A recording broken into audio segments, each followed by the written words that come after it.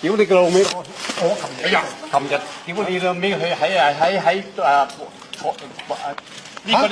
呢個錄音室咩話？你講過咩啊？我講過咩啊？啊？我講過咩啊？你琴日喺我講過咩啊？啊？我講過嘢喎。我講過咩啊？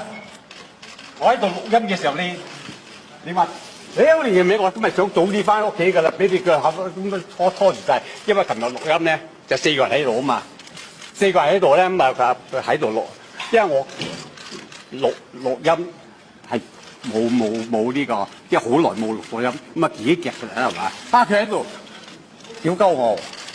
啊，咁啊，講完啲唔緊要啊，好話我講完唔緊要，講完唔緊要啊，講完唔緊要啊，仲要喺我哋4個人坐喺度嘅，對住喺後邊行來行去，行來行去咁樣，結果導演叫翻佢坐低喺度，喂，錄音唔可以，你唔可以有聲行噶嘛，有地氈㗎，老四。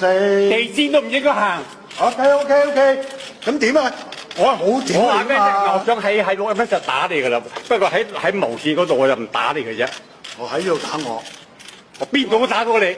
梗有咩問題啊？你打我有咩問題啊？係啊，真係。咁咩？我哋都咁樣咁搞，使乜咁衝動啫？我衝動，冇，即係你喺喂喺拍緊嘢嘅時候唔緊要，知唔知啊？做嘢啊嘛，我一啲表現都未講過出嚟。但我知道你，屌你咩？成夫人去顧你嗰個三輪車，唔使講。